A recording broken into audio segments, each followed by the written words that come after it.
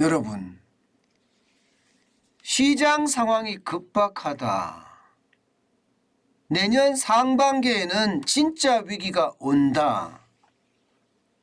이 말은요, 제가 하는 것이 아니라 지금 정부가 그렇게 느끼고 있다는 뜻이에요. 다시 말해서 민간에서 이야기하는 것이 아니라 정부에서 내년 상반기가 굉장히 위험하니까 거기에 대한 대책을 마련해야 되겠다, 이렇게 생각하고 있다는 뜻입니다. 그만큼 시장 상황이 급박한 겁니다. 자, 여러분 이걸 한번 보시죠. 중앙일보에서 제가 내용을 발췌를 했는데요. 시장 상황이 급박한 만큼 금융안정 개정에 빠른 입법이 필요하다, 이렇게 이야기합니다. 이 말이 무슨 말이냐? 금융안정 개정이라는 게 여러분 간단하게 말하면요. 간단하게 말하면 이게 금융사가 일시적으로 자금난을 겪을 때 예금 보험 기금으로 선제적으로 대응을 해주는 거예요. 그러니까 돈을 지불을 해주는 거예요. 유동성을 공급을 해주는 거예요. 자본을 확충해 주는 거예요. 그만큼 금융사가 무슨 문제가 있었을 때 이를 즉각적으로 해결하자는 그런 이야기입니다. 문제는 여러분, 이 금융안정 개정이라는 건 위기 때 사용하는 것이란 뜻이에요. 이게 우리나라만 있는 것이 아니라 이미 말입니다. 미국은 채무보정 프로그램이라고 해서 DGP라고 있습니다. 일본도 위기대응 개정이라는 게 있고요. 유럽도 은행 정상화 정리 지침 BRRD라는 게 있습니다. 우리도 이걸 만들겠다는 거예요. 우리도 이걸 만들겠다.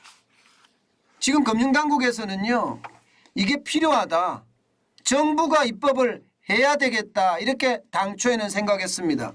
그래서 금융위원회가 7월 달부터 이것을 입법을 하겠다고 했는데 시기가 이게 안 맞아요. 정부 입법을 하게 되면 시간이 많이 걸릴 수밖에 없거든요. 이게 정부가 법안을 만들고 그리고 법제처, 법제처의 심사를 거쳐서 국무회의를 거치고 그리고 국회에 제출되는, 그러면 상황이 굉장히 늦어지잖아요. 그러면 내년 상반기에 대응하지 못할 수도 있습니다. 그러니까 의원 입법으로 나서고 있는 겁니다. 의원 입법으로. 그래서 김의곤 의원실에서 이런 자료가 나온 거예요. 김의곤 의원실에서. 의원 입법을 하면 시간이 굉장히 빠르거든요. 그러면 지금이 11월이니까 지금 법안을, 정부가 다듬은 법안을 지금 김의곤 의원실에서 더 다듬어서 내년 2월 임시국회에 상정을 한다, 이런 과정을 가지고 있거든요. 그러면 내년 2월에 되면 이제 우리도 금융안정 개정이 생긴다. 그러면 내년 상반기에 오는 위기를 대응할 수 있다, 이런 얘기가 되는 건가요? 실제로 그런 이야기가 되는 겁니다. 저는 이것을 보면서 말입니다. 정부가 사실 굉장히 다급하게 느끼고 있구나, 이렇게 생각을 했습니다. 그만큼 말입니다. 금융위기에 대한 조짐이 있는 거예요. 금융위기에 대한 조짐이. 제가 여러분들에게 계속 말씀을 드리잖아요. 금융위기에 조짐이 있다. 이게 외환위기 막다, 금융위기 터진다, 이런 말씀도 제가 드렸고요. 그만큼 상황이 좋지 않다는 뜻입니다. 자, 여러분 이거 한번 보세요. 당장 말입니다. 내년 상반기까지 회사채 만기 연장 현황을 한번 보세요. 금액이 어마어마하죠. 금액이 적지 않습니다. 이 금액이 전체 합치면 54조 282억 원이에요.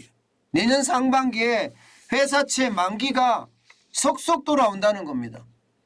이거 만약에 제대로 대응을 못하면 어떻게 될까요? 대응을 못하면 그야말로 박살이 날 겁니다.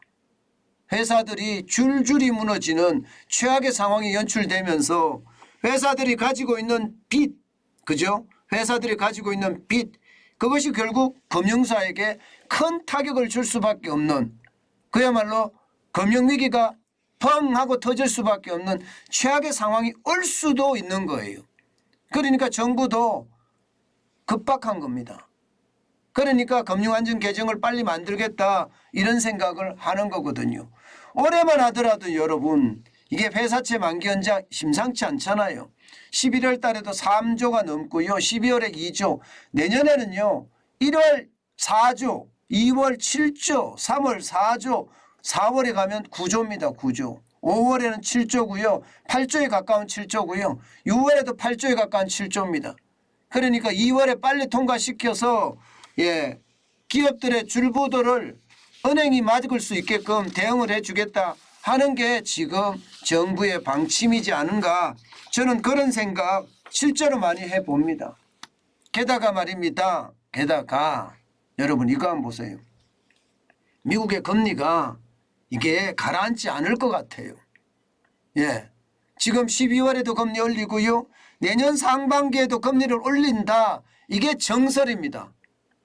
시장의 대부분의 평가예요. 안 그래도 지금 미국의 금리가 기준금리가 4%면 우리 기준금리 3%거든요. 위험합니다. 우리가 한미금리 역전차가. 그런데 계속 올리면 우리도 따라서 올려야 됩니다. 그렇게 됐을 때 기업의 부채 감당할 수 있을까요? 감당하기가 굉장히 어렵고요. 안 그래도 지금 채권 시장의 위기라고 이야기하는데 그중에서도 PF 시장은 지금 장난 아니잖아요.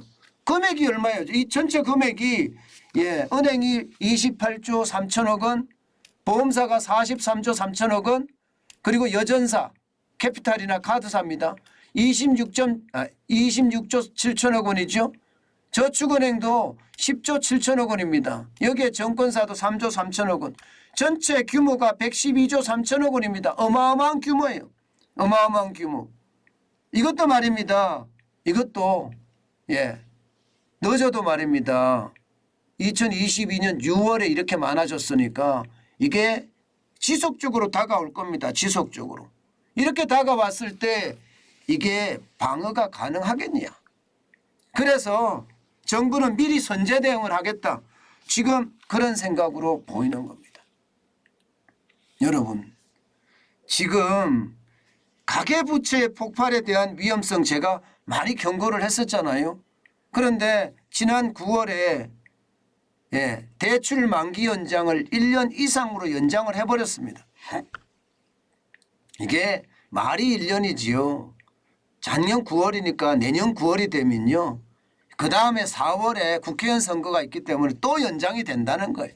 결국 시한폭탄을 계속 연장시켜서 간다는 이야기가 지금 되는데요. 중요한 것은 가계부채는 그렇게 시한폭탄처럼 연기해 놨으니 그나마 그때까지는 조금 안심을 할 수 있다고 하지만 기업부채는 지금 안심하기가 이르다예요. 오히려 기업부채가 더 빨리 폭발할 수도 있겠구나, 그런 생각이 들 정도입니다. 그만큼 정부도 다급함이 지금 묻어나고 있습니다. 그만큼 상황이 나쁘다는 이야기입니다. 실제 말입니다. 전문가들도 그렇게 이야기합니다. 증권사 PF 부실, 이게 신용위기가 진짜 크다. 그리고 신용위기가 언제든 터질 수 있는 상황이기 때문에 특히 지금 인하대 한재준 교수는요, 내년 상반기에 신용위기가 가장 극대화될 수 있다고 예상되는 만큼 금융안전 개정의 입법과 시행을 빠르게 도입해야 된다, 이렇게 이야기했습니다. 그러니까 정부도 이 위기에 대한 시장의 다급함을 지금 알고 있다는 뜻입니다. 저는 이런 것을 보면서요, 제가 느끼는 것은 그래요.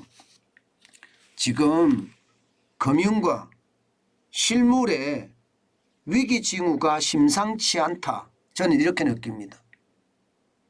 그만큼 말입니다.